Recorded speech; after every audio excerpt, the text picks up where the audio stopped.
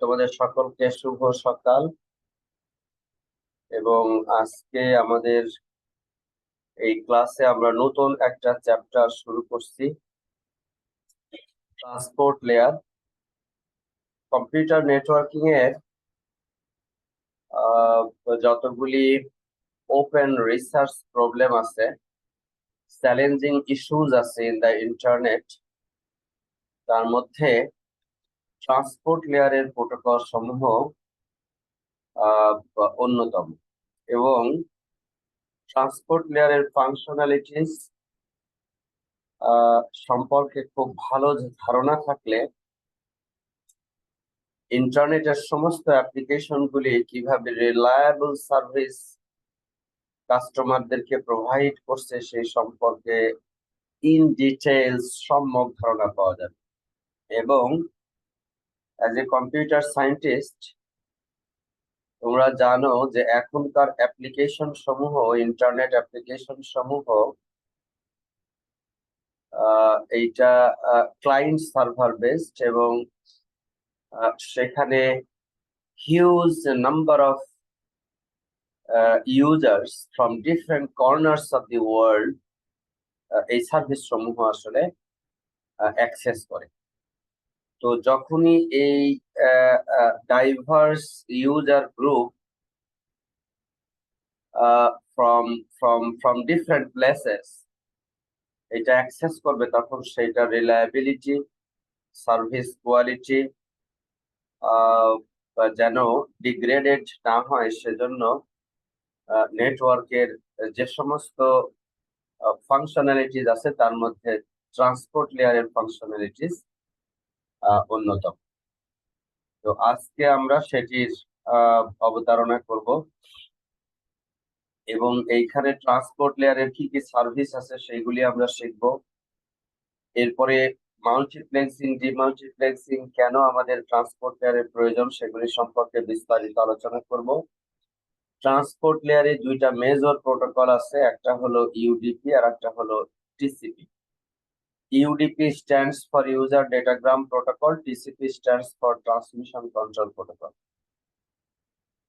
UDP হলো তোমার কানেকশনলেস transport service, আর TCP হলো কানেকশন ওরিয়েন্টেড ট্রান্সপোর্ট সার্ভিস। এই দুইটা সম্পর্কে আমরা পড়ব, এবং রিলায়েবল ট্রান্সফারের হিস্টোরিক্যাল ব্যাকগ্রাউন্ড, কিভাবে রিলায়েবল ট্রান্সফার ইন্টারনেটে সংযুক্ত হলো। আমরা বলি RDT, reliable data transfer. RDT version 1 থেকে আজকে যে 3 ভার্সনে আমরা আছি, এভাবে কিভাবে ইভলভ হলো কিভাবে, সেটা সম্পর্কে আমরা বিস্তারিত করব। আর মিডের আগে এই চ্যাপ্টারটা পুরোটা আমরা শেষ করতে পারবো না বা শেষ করব না। মিডের আগে আমরা এই রিলায়েবল ডেটা ট্রান্সফার পর্যন্ত করে এক্সপেক্ট করতেছি শেষ করবো। এরপরে মিডের পরে গিয়ে principles of কনজেশন control, TCP কনজেশন control, TCP flow control সহ প্র্যাকটিক্যাল ইমপ্লিমেন্টেশন গাইডলাইন গুলি আমরা মিডের পরে গিয়ে বলবো। একেবারে প্রথমেই যদি আসি যে ট্রান্সপোর্ট লেয়ারের সার্ভিস কি কি আছে, প্রোটোকল কি কি আছে। তোমরা ইতিমধ্যে শিখে এসেছো যে অ্যাপ্লিকেশন গুলি চলে হলো আমার এই এই প্রত্যেকটা হোস্ট গুলিতে হলো অ্যাপ্লিকেশন চলে। সার্ভার গুলিকেও আমরা হোস্ট বলি, ক্লায়েন্ট গুলিকেও আমরা হোস্ট বলি। এবং এই সার্ভার এবং ক্লায়েন্টের মধ্যে একটা লজিক্যাল কমিউনিকেশন তৈরির প্রয়োজন আছে, যেটির মাধ্যমে অ্যাপ্লিকেশন প্রসেস সমূহ একে অপরের সাথে কমিউনিকেশন করবে। তো সেই logical communication end to end, এর আগে একটা শব্দ উচ্চারণ করা দরকার, সেটা হলো এন্ড টু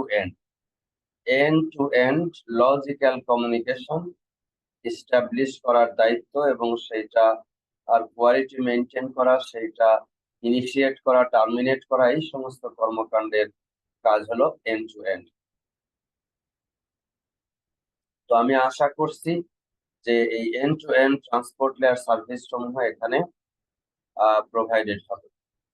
আচ্ছা, তো অ্যাপ্লিকেশন লেয়ার এখানে যেটা ট্রান্সপোর্ট লেয়ারের উপরে নির্ভর করবে, প্রোটোকলের উপরে নির্ভর করবে যে তারা এন্ড টু এন্ড কমিউনিকেশনের ক্যারেক্টারিস্টিক্স কি হবে, কি কি ফিচার সেগুলি সেখানে থাকবে।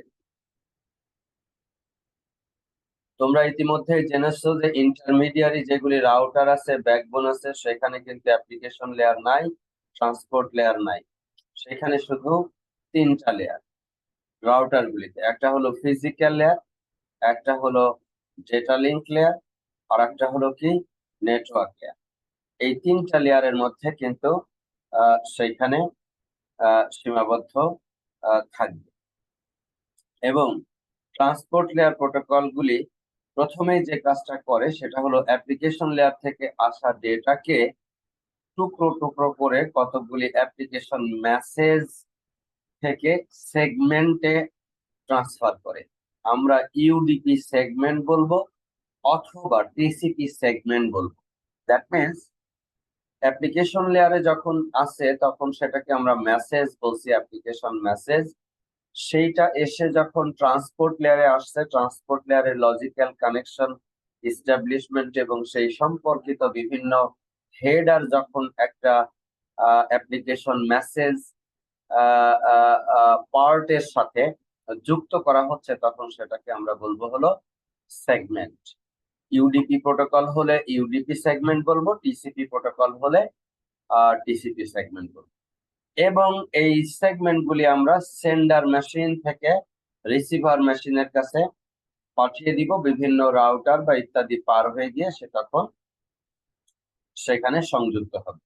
এবং তোমরা জানো যে এই সেগমেন্ট গুলির একটা সিরিয়াল থাকবে, এবং সেই সিরিয়াল অনুযায়ী ওই সেগমেন্ট গুলি যে ব্রেক আপ করা হলো, টুকরো টুকরো করা হলো, এই ব্রেক আপ করা টুকরো টুকরো গুলিকে আবার রিঅ্যাসেম্বল করার প্রয়োজন হবে রিসিভার সেন্ড। সেই রিঅ্যাসেম্বলের কাজটা ওই সিরিয়াল নাম্বার দিয়ে সমাধান করা হবে। তো সেই সিরিয়াল কোথা থেকে শুরু হয়, কিভাবে শুরু করতে হয়, কত বিট সেই সিরিয়ালের জন্য মেনটেন করতে হয়, এবং সেই সিরিয়াল যদি অনেক বড় ধরনের ডেটা হয় তাহলে সেই সিরিয়াল বা যদি আমরা রিউইন করতে হয় তাহলে সেই কিভাবে সেটা মেনটেন করবে, সেই সম্পর্কিত বিস্তারিত ইমপ্লিমেন্টেশন ডিটেল আমরা পরবর্তীতে গিয়ে আলোচনা করব। বাট যখন আমরা সার্ভিস নিয়ে কথা বলছি তখন আমরা নিশ্চিত হচ্ছি যে এই সমস্ত সার্ভিস রিলায়েবল সার্ভিস সে প্রোভাইড করে। এবং ইন্টারনেটের এই অ্যাপ্লিকেশন গুলিকে ট্রান্সপোর্ট লেয়ারের সার্ভিস গুলি দেওয়ার জন্য সেখানে দুইটা প্রোটোকল আছে, একটা টিসিপি, একটা ইউডিপি। আবারও বলছি, TCP stands for transmission control protocol. কেউ যদি লেখে ট্রান্সফার কন্ট্রোল প্রোটোকল, ঠিক না। কেউ যদি বলে ট্রান্সমিশন কন্ট্রোল বাদ দিয়ে অন্য কোনো শব্দ উচ্চারণ করে তাহলে কিন্তু সেটা ঠিক। Transmission control protocol. একইভাবে ইউডিপি হলো ইউজার ডেটাগ্রাম প্রোটোকল, ইউজার ডেটাগ্রাম প্রোটোকল। এইগুলির এখন বৈশিষ্ট্য সম্পর্কে আমরা বিস্তারিত শিখব। প্রথমেই আমরা বোঝার চেষ্টা করি যে এই transmission control protocol end to end একটা লজিক্যাল কমিউনিকেশন তৈরি করতেছে, এটার আসলে দরকারটা কি? এটা না হলে কোনো সমস্যা আছে কি, সেটা বোঝার জন্য আমরা এখানে একটা অ্যানালজি দিব। অ্যানালজি হলো, তুমি ধরে নাও আনের একটা হাউস, ওই হাউসে 12টা কিড আছে। এই 12টা কিড 12টা চিঠি পাঠাইতে চায় কার কাছে? বিলের হাউসে আরো 12টা কিড আছে, ওই 12টা কিডের কাছে চিঠিটা পাঠাইতে চায়। এখন আনের হাউসের একটা অ্যাড্রেস আছে, বিলের হাউসের একটা অ্যাড্রেস আছে। তাহলে এই অ্যাড্রেসের উপরে চিন্তা করো, প্রথমে চিন্তা করো যে এই এই অ্যাড্রেসের উপরে কি কি জিনিস লাগবে। চিঠিটা তো এনভেলপের ভিতরে থাকবে, এই এনভেলপের ভিতরে চিঠিটা থাকবে। এখন এই কম্পিউটার হোস্ট যেগুলি, এটা কম্পিউটার হোক, ল্যাপটপ হোক, মোবাইল ফোন হোক, যেটাই হোক না কেন, আইপ্যাড হোক, এই হোস্ট যেগুলি সেগুলি তুমি হাউজের সাথে তুলনা করো। আনের হাউস আর বিলের হাউস। আনের হাউসের একটা অ্যাড্রেস আছে, বিলের হাউসের একটা অ্যাড্রেস আছে, যে হাউস নাম্বার এত, রোড নাম্বার এত, তারপরে হলো কোনো ভিলেজ থাকলে অথবা টাউন থাকলে বা মহল্লার নাম থাকলে সেটা এত, তারপরে পোস্ট বক্স এত, শহরের নাম, কান্ট্রির নাম। ওই যে অ্যাড্রেস আছে, সেই অ্যাড্রেস এইটা কিন্তু এই এনভেলপের উপরে লেখা থাকে। আর অরিজিনাল লেটার যেটা, সেটা কিন্তু এনভেলপের ভিতরে, সেটা কিন্তু মাঝখানের রাস্তার কেউ কিন্তু দেখতে পাচ্ছে না অরিজিনাল লেটার। এটা হলো এনভেলপের ভিতরে। আর এই প্রসেস যেগুলি সেগুলি কি দের সাথে তুলনা করো? দ্যাট মিনস কম্পিউটারের যেরকম অ্যাপ্লিকেশন প্রসেস আছে, সেন্ডারের এখানে একটা অ্যাপ্লিকেশন প্রসেস, রিসিভারের ওখানে একটা অ্যাপ্লিকেশন প্রসেস, তার সাথে তুমি তুলনা করো হলো কিডস গুলি। তার মানে শুধু বাড়ির অ্যাড্রেস, হাউস নাম্বার এত, রোড নাম্বার এত, পোস্ট বক্স নাম্বার এত, শহরের নাম এত, কান্ট্রির নাম এত, এইটুকু উল্লেখ করলেই আসলে চিঠিটা অ্যাপ্রোপ্রিয়েট ব্যক্তির কাছে যাবে না। উপরে কি উল্লেখ করতে হবে? ওই কিটটার নাম উল্লেখ করতে হবে। এবং যদি এমন হয় 12টা ছেলে 12টা আলাদা আলাদা রুমে থাকে, ওই পাশে বিলের হাউসে 12টা মেয়ে 12টা আলাদা আলাদা রুমে থাকে, তাহলে এরা যখন চিঠি লিখবে তখন রুম নাম্বারও বলে দিতে হবে যে আহ এরকম আলপনা, রুম নাম্বার 222, এরপরে হলো হাউস নাম্বার এত, রোড নাম্বার এত, অমুক অমুক মহল্লার নাম এত, পোস্ট বক্স নাম্বার এত, টাউন এত, কান্ট্রি এত। তার মানে হলো ব্যক্তির নাম ওখানে উল্লেখ করতে হবে। সেটা তুমি চিন্তা করো কির সাথে, তুমি চিন্তা করো প্রসেসের তুলনা করা যায় কি। তাহলে আমরা বুঝতে পারলাম যে শুধু হোস্টের অ্যাড্রেস যদি দিয়ে দিই তাহলে আসলে সেটা যথেষ্ট না। ডেফিনেটলি আমাদেরকে প্রসেসেরও অ্যাড্রেস দিতে হবে। আর লেটার যেটা, সেটা তো এনভেলপের ভিতরে থাকবে, এখানেও তাই, আমাদের প্র্যাকটিক্যাল ক্ষেত্রেও তাই। এই রকমের একটা ক্ষেত্রে ট্রান্সপোর্ট প্রোটোকল কোনটা? ট্রান্সপোর্ট প্রোটোকলের কাজ হলো ওই যে আন আর বিল যে কাজটা করতেছে, ওই কাজটা হলো ট্রান্সপোর্ট প্রোটোকল। কি আন কি করতেছে? 12 জনের কাছ থেকে চিঠি নিচ্ছে, নিয়ে একসাথে পোস্টমাস্টারের কাছে পাঠিয়ে দিচ্ছে। বিল কি করতেছে? ওই 12টা চিঠি এসে বিলের হাতে পড়তেছে। বিল এখন আলপনারটা আলপনার কাছে, মর্জিনারটা মর্জিনার কাছে, তহমিনাটা তহমিনার কাছে, এরকম যার যার রুমে তার তার রুমে সে পাঠিয়ে দিচ্ছে। তার মানে আনের কাজ হলো মাল্টিপ্লেক্সিং করা, আর বিলের কাজ হলো ডিমাল্টিপ্লেক্সিং করা। মানে অনেকগুলি চিঠিকে একত্রিত করে এক জায়গায় নিয়ে এসে সেটা পোস্ট অফিসে দিয়ে দেওয়ার কাজ আনের। আবার পোস্ট অফিস থেকে একটা জায়গায় থেকে আসা একটা বান্ডিল চিঠিকে আলাদা আলাদা করে সেইগুলিকে যার যার রুমে পাঠিয়ে দেওয়ার কাজ হলো বিলের। তার মানে হলো আন এবং বিল এখানে যে কাজ করতেছে সেটা analogous to transport layer protocol functionality. আর নেটওয়ার্ক লেয়ার প্রোটোকল ফাংশনালিটি কোনটা? নেটওয়ার্ক লেয়ার প্রোটোকল ফাংশনালিটি হলো ওই যে পোস্টমাস্টাররা যে কাজ করতেছে। পোস্টমাস্টার ধরো ডেস্টিনেশন নিউ ইয়র্ক, ঢাকা থেকে একজন চিঠি লিখছে, এই জিপিওর পোস্টমাস্টার দেখবে শুধু এটা কান্ট্রি কোনটা, কান্ট্রি হলো ইউনাইটেড স্টেটস অফ আমেরিকা। ও কিন্তু ওই কে এখানে মর্জিনা না তহমিনা চিঠি পাবে না, রোড নাম্বার কত, হাউস নাম্বার কত, ওই সব পড়বেও না, ও নিচ থেকে পড়াশোনা। ও দেখবে এটা আমেরিকা, সোজা এই ঢাকা ইন্টারন্যাশনাল এয়ারপোর্টের যে পোস্ট অফিস আছে সেইখানে সে পাঠায়। একইভাবে ওইখানের পোস্ট অফিস ও দেখবে যে এটা কোথায় যাবে, তাহলে সেইভাবে করে সে চিন্তা করবে। ঠিক এরকম তো নেটওয়ার্ক লেয়ারের কাজ হলো সেই পোস্টাল সার্ভিসটা নিশ্চিত করা। তাহলে logical communication in between hosts এটা প্রোভাইড করে নেটওয়ার্ক লেয়ার। আর logical communication in between processes, processes বলতে application processes, client process and server process. যদি আমরা ধরি একটা ওয়েবসাইট অ্যাক্সেস করতেছি, তাহলে ক্লায়েন্ট প্রসেস হলো ইউজারের যে যে ব্রাউজার, সেটা হলো ক্লায়েন্ট প্রসেস। সেটা গুগল ক্রোম হোক, ফায়ারফক্স হোক বা অন্য নেটস্কেপ নেভিগেটর হোক বা ইন্টারনেট এক্সপ্লোরার হোক, যেটাই হোক না কেন, তার যে সাফারি হোক, যেটাই হোক না কেন, এটি তার হলো ক্লায়েন্ট। ব্রাউজার হলো তার কাছে ক্লায়েন্ট প্রসেস। আর সার্ভার প্রসেস হলো যে এইচটিটিপি সার্ভার চলতেছে, সার্ভারে ওয়েবসাইট যে চালাচ্ছে, অ্যাপাচি সার্ভার চলতেছে, সেই প্রসেসটা হলো সার্ভার প্রসেস। তার মানে হলো এই দুইটা প্রসেসের মধ্যে আসলে একটা লজিক্যাল কানেকশন এস্টাবলিশ করা হলো ট্রান্সপোর্ট লেয়ারের কাজ। এবং এই ট্রান্সপোর্ট লেয়ারের হলো রিলায়েবল ট্রান্সফার প্রোভাইড করবে এবং এনহ্যান্সড সার্ভিসেস প্রোভাইড করবে, এবং কিছু কিছু ক্ষেত্রে সে নেটওয়ার্ক লেয়ারের উপরে নির্ভর করবে সার্ভিসটা প্রোভাইড করার জন্য। ডেফিনেটলি আর্ন এবং বিল যেরকম ভাবে পোস্ট মাস্টার পোস্ট অফিস নেটওয়ার্কের উপরে নির্ভর করেছে, একই রকম ভাবে এই ট্রান্সপোর্ট লেয়ার প্রোটোকলও ডিপেন্ড করবে এই নেটওয়ার্ক লেয়ার প্রোটোকল গুলির উপরে, so that faster transmit through communicating in faster route, এটা সোর্স থেকে ডেস্টিনেশনের ডেটাটাকে পৌঁছানো সম্ভব হয়।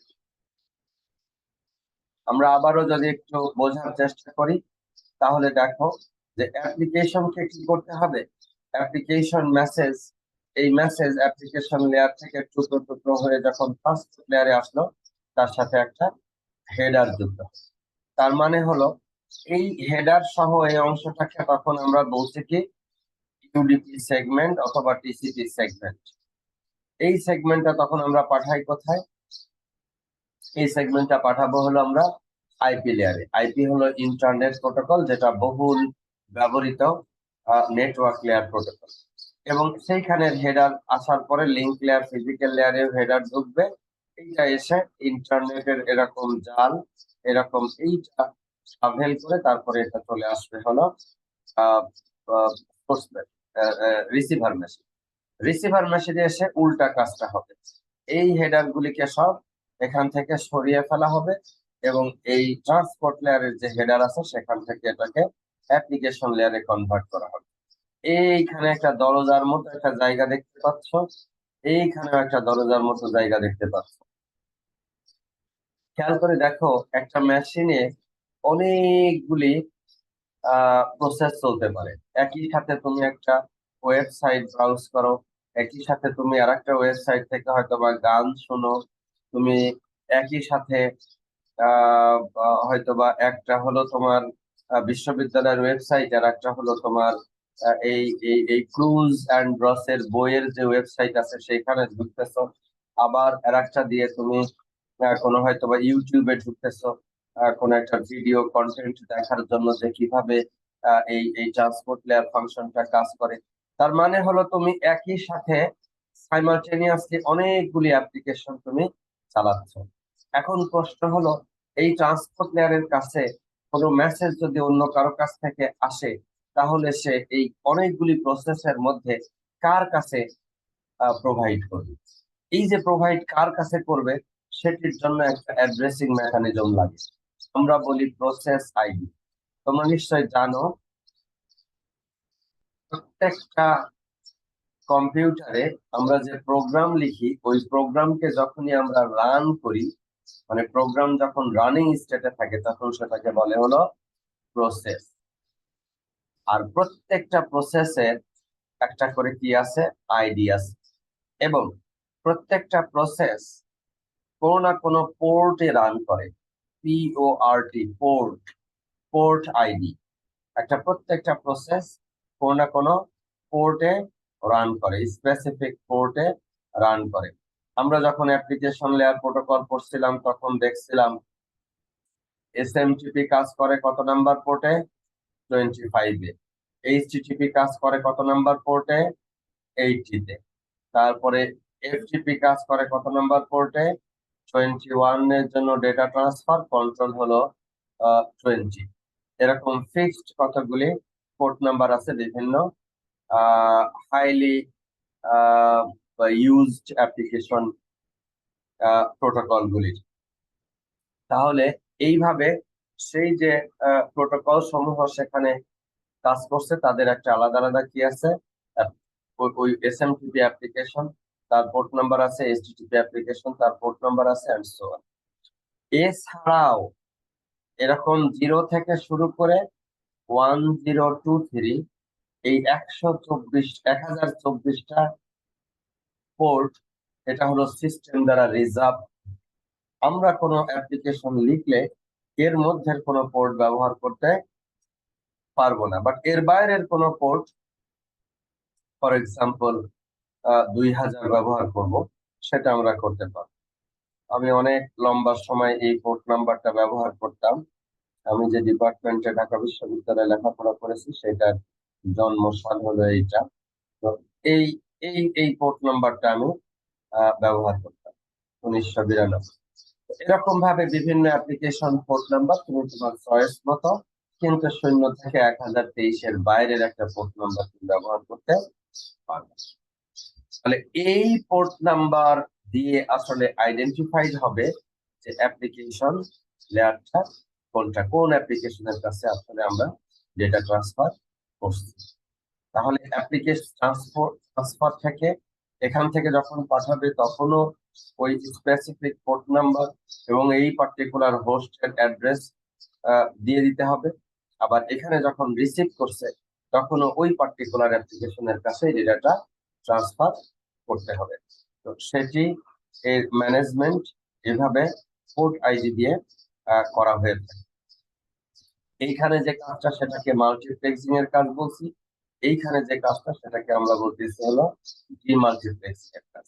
তাহলে সেন্ডার এবং রিসিভার উভয় জায়গায় আমাদের ট্রান্সপোর্ট লেয়ার প্রোটোকল লাগবে, সো দ্যাট অ্যাপ্রোপ্রিয়েট প্রসেসের কাছে যেন ডেটাটাকে ট্রান্সফার করা সম্ভব হয়। তোমরা ইতিমধ্যেই জেনেছো যে দুইটা ট্রান্সমিশন কন্ট্রোল প্রোটোকল আছে। একটা হলো transmission control protocol TCP, transport layer প্রোটোকলের মধ্যে সবচেয়ে বহুল ব্যবহৃত প্রোটোকল, এবং এটা কানেকশন ওরিয়েন্টেড প্রোটোকল।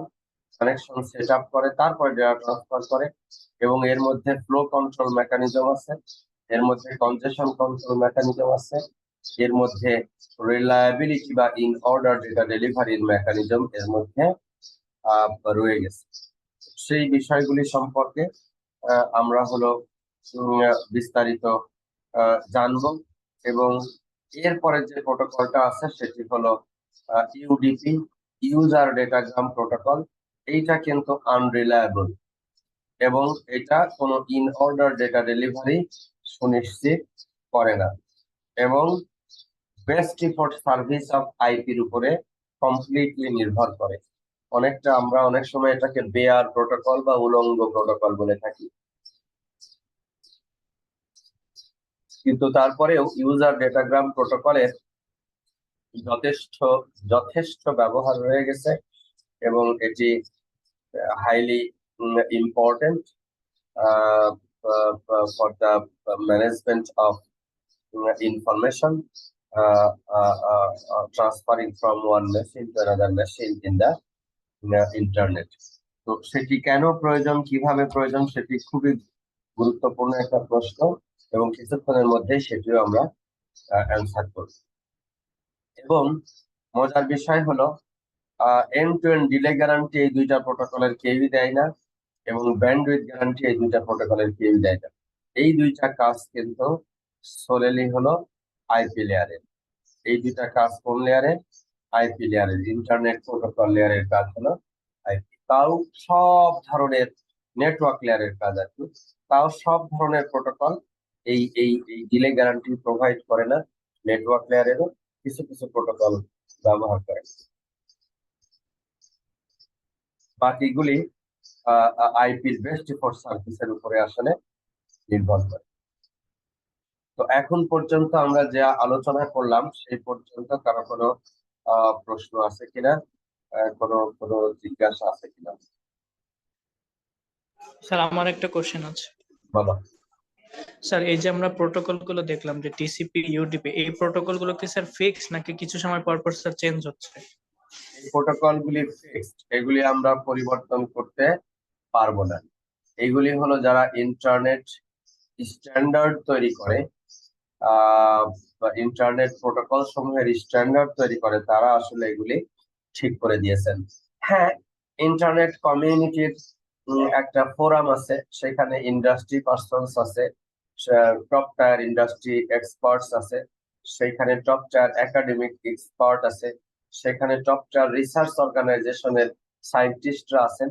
তারা মিলে একটা ওয়ার্কিং গ্রুপ তৈরি করে একটা একটা ইন্টারনেট গভর্নেন্স ফোরাম আছে, আইজিএফ।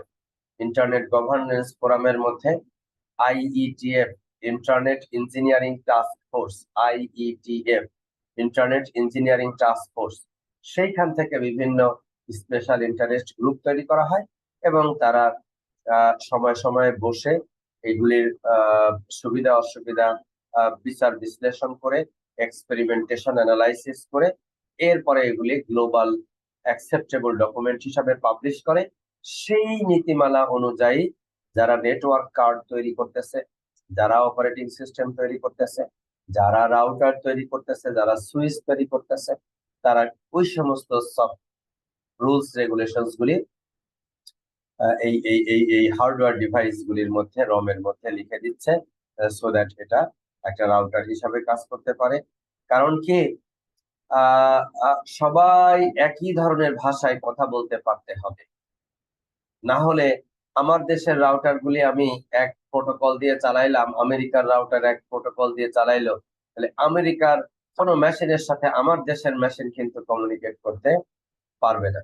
তো ওই জন্য হোল ইন্টারনেটের সবাইকে একই ধরনের প্ল্যাটফর্ম ব্যবহার করতে হবে, সো দ্যাট এক মেশিন আর এক মেশিনের সাথে কমিউনিকেশন করতে পারে। কিছু কিছু ক্ষেত্রে তোমরা যখন আরো সামনের দিকে যাবা এই কোর্সের, তখন দেখবা যে হ্যাঁ, ট্রান্সপোর্ট লেয়ারেও ভিন্ন প্রোটোকল ব্যবহার করা যায়, নেটওয়ার্ক লেয়ারেও ভিন্ন প্রোটোকল ব্যবহার করা যায়, কিন্তু সেখানে একজন ট্রান্সলেটর লাগবে, সেখানে একজন প্রোটোকল ট্রান্সলেটর লাগবে।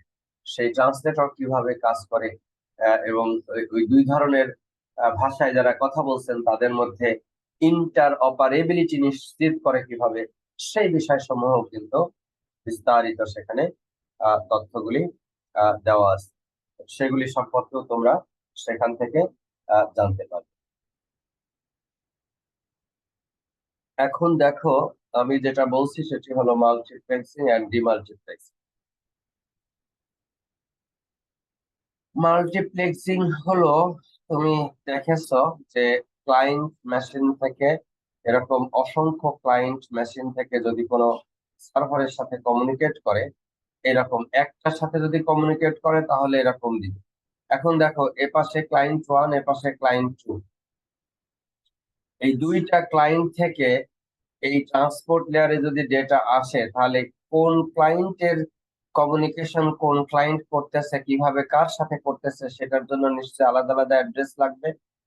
এবং এই ট্রান্সপোর্ট লেয়ারকে বুঝতে হবে যে ক্লায়েন্ট 2 কাছ থেকে ডেটা আসলে আমি এই প্রসেসের কাছে ফরওয়ার্ড করব, আর ক্লায়েন্ট 1 এর কাছ থেকে ডেটা আসলে আমি এই প্রসেসের কাছে ফরওয়ার্ড করব। ভাইস ভার্সা, ক্লায়েন্ট 1 এর কাছ থেকে কোনো ডেটা আসলে আমি এই এই ক্লায়েন্ট 1 এর প্রসেসের কাছে পাঠাবো, আর ক্লায়েন্ট 2 থেকে যদি কোনো ডেটা আসে তাহলে আমি এই ক্লায়েন্ট 2 এর যে আছে এইখানে আমি পাঠাবো। তো এইটার জন্য তাকে বুঝতে হবে যে কিভাবে এই কাজটা করবে। একাধিকের কাছ থেকে নিবে, নিয়ে অনেকের কাছে পাঠাবে, আবার অনেকের কাছ থেকে নিবে, নিয়ে একাধিকের কাছে সে পাঠায় দিবে, একত্রিত করে একাধিকের কাছে পাঠায় দিবে। তাহলে যাওয়ার সময় হলো মাল্টিপ্লেক্স করছে, আর আসার সময় হলো সে ডিমাল্টিপ্লেক্স করছে, আলাদা আলাদা জায়গায় সে পাঠিয়ে দিচ্ছে। এই কাজটাই আসলে অত্যন্ত গুরুত্বপূর্ণ, এবং সেটিকেই আমরা বলছি মাল্টিপ্লেক্সিং এবং ডিমাল্টিপ্লেক্সিং এর কাজ। এই চিত্রটার মাধ্যমে আরো পরিষ্কার ভাবে বুঝিয়ে দিয়েছে। দেখো, এতক্ষণ যাবত আমরা ওই যে সকেট শব্দটা উচ্চারণ করছিলাম, দরজার মতো দেখতে, এই সকেট, এই সকেট আসলে ওই যে তোমার যে প্রসেসের যে আইডি, পোর্ট আইডি, যেটা তোমার যে পোর্টের যেটা আইডি, প্লাস তার সাথে যে তোমার হোস্টের আইডি, দ্যাট মিনস হলো আইপি অ্যাড্রেস, হোস্টের যেটা আইডি, এই দুইটা মিলে যেটা অ্যাড্রেস তৈরি হবে সেটাকে বলি হলো আমরা socket. So socket is a door of communication in between two hosts in the internet, so that individually প্রত্যেকটা প্রসেসকে আলাদা আলাদা ভাবে ইউনিকলি আইডেন্টিফাই করা সম্ভব হয়। এবং সেখানে আছে কি, সেখানে আছে এই হোস্টের অ্যাড্রেস, এই মেশিনটার অ্যাড্রেস, যেটাকে আমরা আইপি অ্যাড্রেস বলবো, আর আছে হলো একটা হলো পোর্ট অ্যাড্রেস, যে পোর্টে ওই প্রসেসটা চলছে। সেই দুইটা মিলে তৈরি হবে হলো একটা সকেট, যেটাকে আমরা বলছি it's an interface, it's a door of communication in between two processes running in the on the hosts of the internet.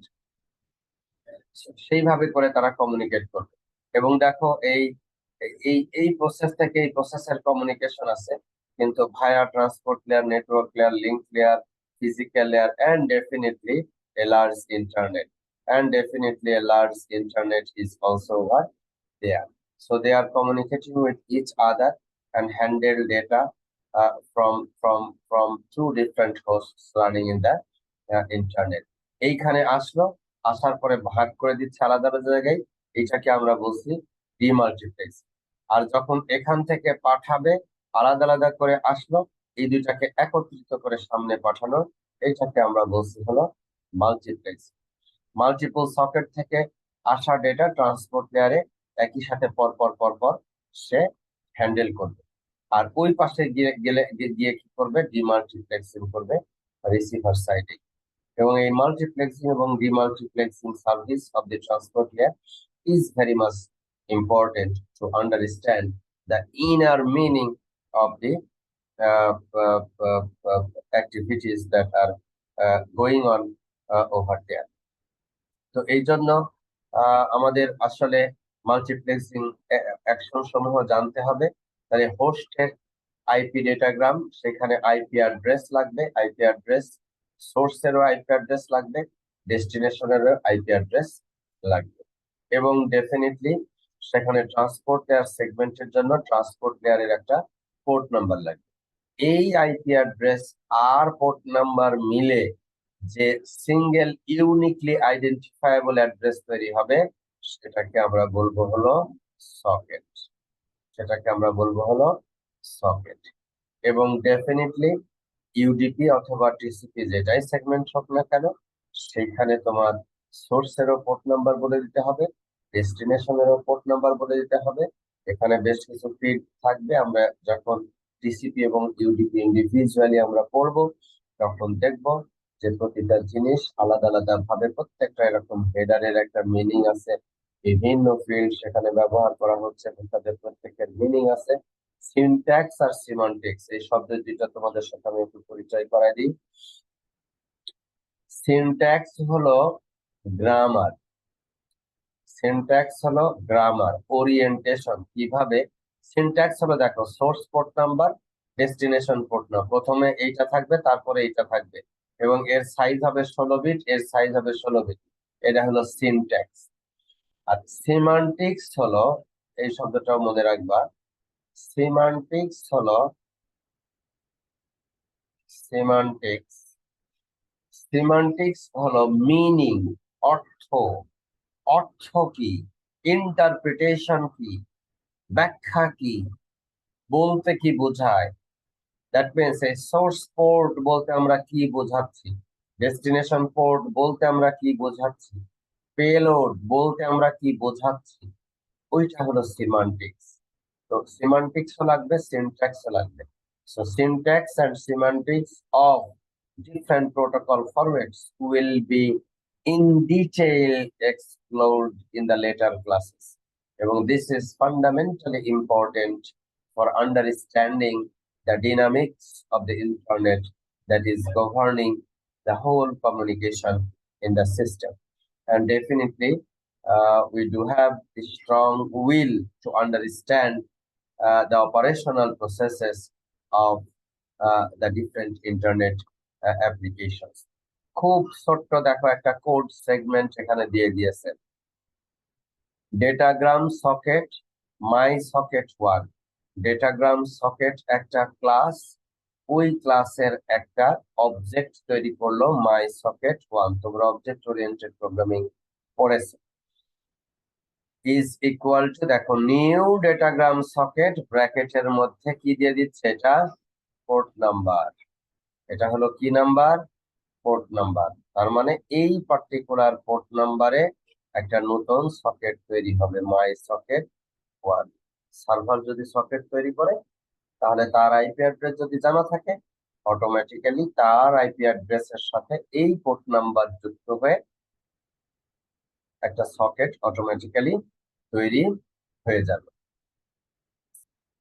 এবং এইটা ইউডিপি সকেট স্পেসিফাই করতে হবে ডেস্টিনেশনের আইপি অ্যাড্রেস, ডেস্টিনেশনের পোর্ট নাম্বার। সেই ক্ষেত্রে ক্লায়েন্ট থেকে যখন সকেট তৈরি করব তখন কিন্তু শুধু পোর্ট নাম্বার দিলে হবে না, ক্লায়েন্ট থেকে সকেট তৈরি করার সময় আমাকে আইপি অ্যাড্রেসও দিতে হবে, পোর্ট নাম্বারও দিতে হবে। সো আইপি এবং এই এই এই এই এই এই এই পোর্ট নাম্বার দুইটাই যদি আমরা দেই তাহলে আমরা ইউনিকলি একটা পার্টিকুলার অ্যাপ্লিকেশনকে অ্যাড্রেস করতে পারবো। সেম ডেস্টিনেশন মেশিন কিন্তু ভিন্ন ভিন্ন প্রসেসের কাছে যদি পাঠাই, আইপি অ্যাড্রেস সেম হবে কিন্তু তাদের সকেট ভিন্ন হবে, কারণ তাদের পোর্ট নাম্বার ভিন্ন হবে। পোর্ট নাম্বার ভিন্ন করে দিলে সকেট ভিন্ন হয়ে গেল। এইভাবে করে আমরা সোর্স থেকে ডেস্টিনেশনে ইউনিকলি সকেটকে আইডেন্টিফাই করে পার্টিকুলার প্রসেসের কাছে আমরা ডেটা ট্রান্সফার করতে পারবো। এখানে একটা এক্সাম্পল দেওয়া আছে সার্ভার থেকে ডেটা কিভাবে দুইটা ক্লায়েন্টের কাছে যাচ্ছে। দেখো এই সকেটটা চলতেছে 9157, এটা হলো 5775 এবং সার্ভারের সকেটটা চলতেছে 642। তাহলে দেখো এখন যদি এখান থেকে কোনো কমিউনিকেশন হয়, সোর্সের পোর্ট নাম্বার বলে দিচ্ছে, ডেস্টিনেশনের পোর্ট নাম্বার বলে দিচ্ছে এবং পোর্টের সাথে সাথে মেশিনের অ্যাড্রেসও লাগবে। এবং এইখান থেকে সোর্স, এখান থেকে যদি কোনো ডেটা আসে তখন কিন্তু source port number destination port number reverse হয়ে গেছে। খেয়াল করে দেখো, ডেস্টিনেশনে চলে গেছে 9157, সোর্সে চলে আসছে 642। একইভাবে সিমিলার কমিউনিকেশন। তুমি এগুলি বলতে পারবে না এই সোর্স পোর্ট নাম্বার এটা কত হবে, এটা বলো তো, এই পোর্ট নাম্বার কত হবে বলো তো তোমরা, এই হোয়াটস চিহ্নের এখানে কত বসবে, কথা বলো। 6428। গুড, এখানে 6428 বসবে, এখানে কত বসবে, ডেস্টিনেশনে কত বসবে, 5775। 5775। গুড, এইখানে সোর্সে কত বসবে, স্যার 5775। গুড, এখানে ডেস্টিনেশনে কত বসবে, 6428। এক্সেলেন্ট। তাহলে এইভাবে আমাদের কানেকশনটা এস্টাবলিশ হবে। আচ্ছা, এখন প্রথমে আমরা দেখব কানেকশন ওরিয়েন্টেড মাল্টিপ্লেক্সিং, ডিমাল্টিপ্লেক্সিং কিভাবে কাজ করে। কানেকশন ওরিয়েন্টেড যদি হয় তাহলে সেটা হলো টিসিপি সকেট। টিসিপি সকেটের ক্ষেত্রে 4 টাপল ইনফরমেশন লাগবে, সোর্সের আইপি অ্যাড্রেস, সোর্সের পোর্ট নাম্বার, ডেস্টিনেশনের আইপি অ্যাড্রেস, ডেস্টিনেশনের পোর্ট নাম্বার। কয়টা লাগবে, 4টা। সোর্সের পোর্ট নাম্বার, সোর্সের আইপি অ্যাড্রেস, ডেস্টিনেশনের আইপি অ্যাড্রেস, ডেস্টিনেশনের পোর্ট নাম্বার। এবং সেই ভ্যালুগুলি কি হচ্ছে, এই যে এখানে সুন্দর এক্সাম্পল। এটা মনে করো অ্যাপাসি একটা এইচটিটিপি সার্ভার, সেইখানে যদি আমি পাঠাইতে চাই সোর্সের আইপি অ্যাড্রেস দিব, পোর্ট নাম্বার দিব। সোর্সের আইপি মনে করো বি, এই মেশিনটা হলো বি, এই মেশিনটা হলো এ, এই মেশিনটা হলো সি, সংক্ষেপে বোঝানোর জন্য বুঝিয়েছে ওরা। তাহলে সোর্সের IP address B, port number হলো 8, আর ডেস্টিনেশনের আইপি অ্যাড্রেস হলো এ, পোর্ট নাম্বার হলো 8। তাহলে এইভাবে করে সে ডেটাটা পাঠায়। একইভাবে এখান থেকে যদি পাঠাইতে হয়, দেখো সোর্স হলো সি, ডেস্টিনেশন হলো বি, পোর্ট নাম্বার 5775 এবং এখানে পোর্ট নাম্বার হলো কত, 8। তাহলে এইভাবে করে আমরা পাঠাতে পারবো সোর্স থেকে ডেস্টিনেশনে, এবং সে আলাদা আলাদা করে কোন প্রসেসের সাথে কোনটা কমিউনিকেট করতেছে সেটা সে ট্রান্সপোর্টার আইডেন্টিফাই করতে পারবে এবং সে অ্যাপ্রোপ্রিয়েটলি ডিমাল্টিপ্লেক্সিং করতে পারবে। The similar thing is here as well. একই মেশিন থেকে খেয়াল করে দেখো, একই ক্লায়েন্ট থেকে সার্ভারের দুইটা প্রসেস, একটা P6 এর কাছে, একটা P4 এর কাছে রিকোয়েস্ট পাঠানো হয়েছে। এটা হতে পারে আলাদা আলাদা সার্ভিস সেখান থেকে যাচ্ছে এবং সেই সার্ভিস সমূহ ভিন্ন ভিন্ন ভাবে সেখান থেকে নিতে পারে। এবং এটা আইডেন্টিফাইড হবে হলো ডিফারেন্ট সকেট নাম্বার দিয়ে আইডেন্টিফাই হবে কোন মেশিনের কোন প্রসেসের সাথে তারা কমিউনিকেট করতে পারছে। এইটা ফান্ডামেন্টালি ইম্পর্টেন্ট এবং তোমরা খুবই মনোযোগের সাথে ভালোভাবে পড়বা। এই মাল্টিপ্লেক্সিং কনসেপ্ট কি, ডিমাল্টিপ্লেক্সিং কনসেপ্ট কি, এবং এই সেগমেন্ট এবং ডেটাগ্রাম হেডার ভ্যালুস গুলি কিভাবে এখান থেকে মেনটেন করা হয়। তোমরা খেয়াল করেছো ইউডিপির ক্ষেত্রে শুধু পোর্ট নাম্বার বলে দিলেই হয়, কিন্তু টিসিপির ক্ষেত্রে আমাদের পোর্ট নাম্বার এবং ডেস্টিনেশন আইপি অ্যাড্রেস দুইটাই লাগবে। কারণ কি, ইউডিপির ক্ষেত্রে কোনো কানেকশন এস্টাবলিশমেন্ট নাই, যেটা শুধু পাঠানো হচ্ছে, ওখান থেকে কোনো রিলায়েবিলিটি অ্যাকনলেজমেন্ট কোনো কিছু ইউডিপির ক্ষেত্রে আসবে না, পাঠানো হচ্ছে শুধু। আর টিসিপির ক্ষেত্রে বাই ডিরেকশনাল, ওখান থেকে পাঠাবে, ওখান থেকে অ্যাকনলেজমেন্ট আসবে। অ্যাকনলেজমেন্ট আসতে হলে আমার ডেস্টিনেশন পোর্ট নাম্বারের সাথে সাথে ডেস্টিনেশনের সোর্স, ডেস্টিনেশনের আইপি অ্যাড্রেস, একইভাবে সোর্সের পোর্ট নাম্বার এবং সোর্সের আইপি অ্যাড্রেস লাগবে। এবং মাল্টিপ্লেক্সিং এবং ডিমাল্টিপ্লেক্সিং এর এই ঘটনাটা ট্রান্সপোর্ট লেয়ারে যেমন ঘটে, একইভাবে অন্যান্য লেয়ারেও এভাবে ঘটে। তো আমরা এখন ট্রান্সপোর্ট লেয়ারটা পড়ছি, ট্রান্সপোর্ট লেয়ারে আমরা এখন ফোকাস করব এবং সেটার উপরে ভিত্তি করে আমরা নেক্সট দিন, তোমাদের কাছে আমার একটা বিনীত অনুরোধ, তোমরা সকলে এই টেক্সট বই থেকে এই এখন পর্যন্ত আমি যেটা পড়ালাম, ট্রান্সপোর্ট লেয়ার বিভিন্ন সার্ভিস সমূহ, সেগুলি সম্পর্কে পড়ে আসবে।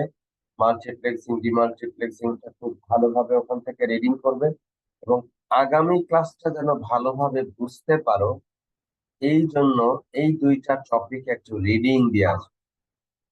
কানেকশনলেস ট্রান্সপোর্ট ইউডিপি আর principles of reliable data transfer, এই দুইটা টপিক একটা জাস্ট রিডিং দিয়ে আসবে একবার, তাহলে তোমাদের মনের মধ্যে কোশ্চিন জমা হবে এবং ক্লাসে যখন আমরা আলোচনা করব তখন ইফেক্টিভলি আমরা ডিসকাশনটা করে সুন্দরভাবে ক্লাসের কন্টেন্টটা আমরা শেষ করতে পারবো। এটা তোমাদের কাছে আমার একটা অনুরোধ, আমার এক্সপেকটেশন থাকবে যে তোমরা এটা একটা মেনটেন করবে। তো ঠিক আছে, আহ আহ, আজকে এ পর্যন্তই। যদি কোনো কোশ্চেন থাকে তাহলে সেই কোশ্চেন গুলি নিয়ে আমরা এখন আলোচনা করব এবং একই সাথে আহ, যদি এখান থেকে আমাদের অ্যাটেন্ডেন্স গুলি আমরা দেওয়ার চেষ্টা স্যার আমার একটা কোশ্চেন আছে। প্লিজ। স্যার ক্লায়েন্ট মেশিনের একটা প্রসেস কি কোনোভাবে সার্ভারের দুইটা প্রসেসের সাথে কমিউনিকেট করতে পারবে এট এ টাইম? একটা প্রসেস জি স্যার। সাইমালটেনিয়াসলি করতে পারবে মানে তোমার কাছে সাইমালটেনিয়াসলি মনে হবে, কিন্তু মেশিন আসলে আলাদাভাবে করতে পারবে। এটা করতে পারবে, এইটা করতে পারবে। ওকে। একটা প্রসেসের সাথে আমি সার্ভারের একটা প্রসেসকে রিকোয়েস্ট করব, মানে এটা হলো এরকম, ধরো তোমরা যখন কোড লিখো তখন মেইন ফাংশন যখন চালাও তখন মেইন ফাংশন থেকে একাধিক সাব ফাংশনকে তোমরা কল করতে পারো না? জি স্যার। তোমার কাছে মনে হয় যে সাইমালটেনিয়াসলি তুমি করতেছো, কিন্তু মেশিন তো আসলে একটা ফাংশন কল করে, সেই ফাংশনের কাজ শেষ হয়ে গেলে তারপরে একটা ফাংশনকে কল করে, তাই না?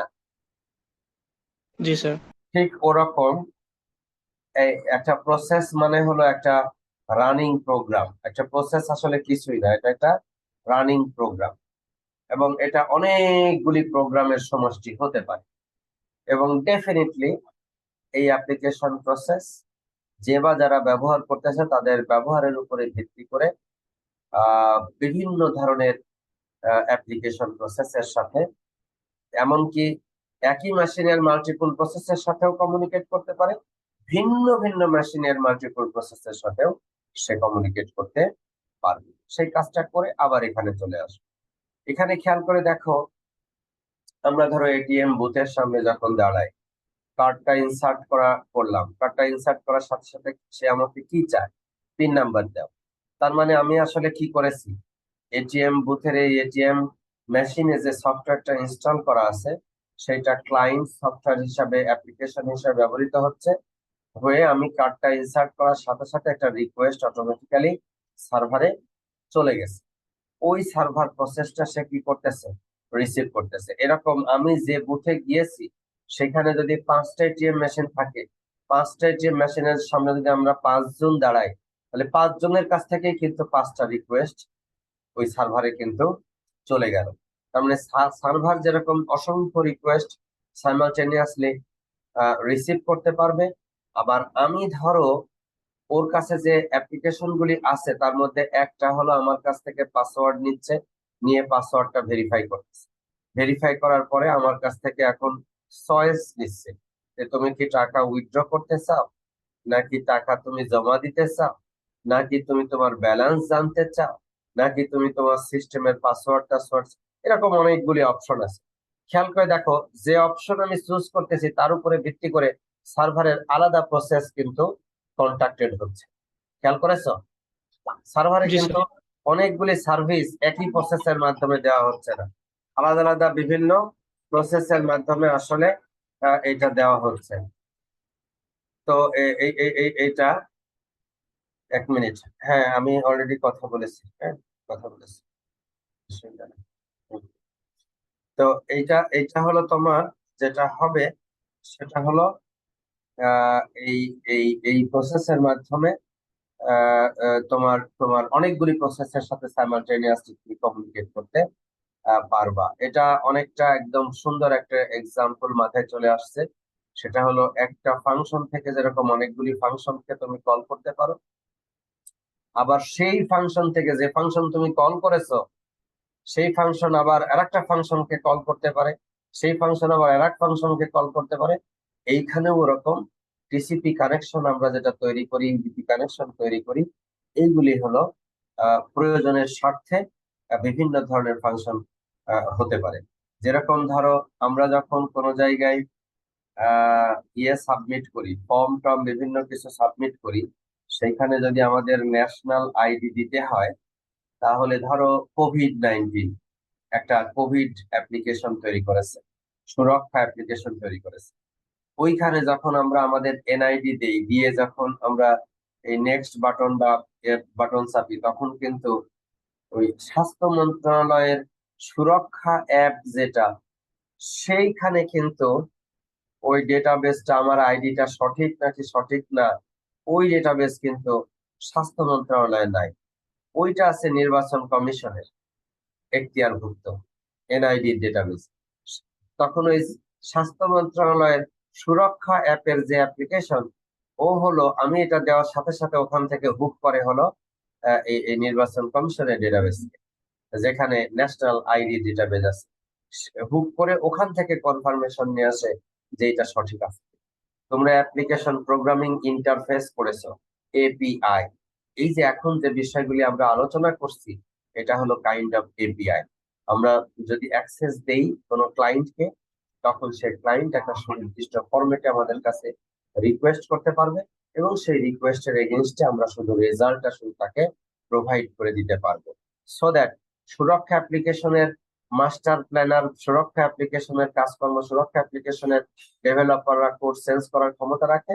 সুরক্ষা অ্যাপ্লিকেশন থেকে আসা একটা রিকোয়েস্ট অমুক নাম্বার পোর্টে যদি আসে, তাহলে ন্যাশনাল আইডি ডেটাবেজের যারা অ্যাডমিন, তারা শুধু এই অ্যাক্সেসটুকু দিয়ে দিছে যে অমুক জায়গা থেকে যদি একটা রিকোয়েস্ট আসে, তাহলে এই এই এনআইডি নাম্বারটা সে নিবে, নিয়ে এখান থেকে সার্চ করে এই তার ভ্যালিডিটি আছে কি নাই সেই কথাটা বলবে, অথবা এই এর সাথে সাথে তার নামটা, জন্ম তারিখটা, বা এরকম 3টা 4টা ইনফরমেশন এখান থেকে পাঠিয়ে দিবে। এই যে একটা এগ্রিমেন্ট, অ্যাপ্লিকেশন প্রোগ্রামিং ইন্টারফেস আমরা এপিআই বলি, এই এপিআই ইন্টারফেসের মাধ্যমে বিভিন্ন ধরনের অ্যাপ্লিকেশন একে অপরের সাথে আসলে একটা সেতু বন্ধন তৈরি করে, এবং সেভাবেই ইন্টারনেটের বিশাল নেটওয়ার্ক অ্যাপ্লিকেশন সমূহ আসলে বা তৈরি হয়েছে। তো এটি তোমরা গভীরভাবে উপলব্ধি করবা এবং বুঝে পড়বা। আমি কিন্তু বারবার এই কথাটার প্রতি তোমাদের গুরুত্ব দিচ্ছি, তোমরা খুব যত্ন করে বুঝে পড়বা, তাহলে পরে তোমাদের গেঁথে যাবে তোমাদের অন্তরের মধ্যে, তোমাদের মনের মধ্যে।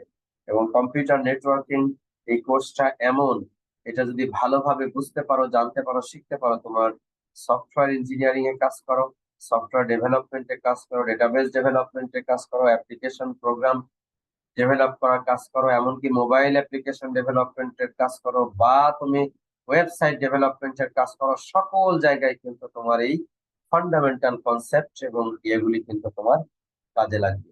So this is a very core course and a must read content for each and every computer scientists, computer engineers in the community.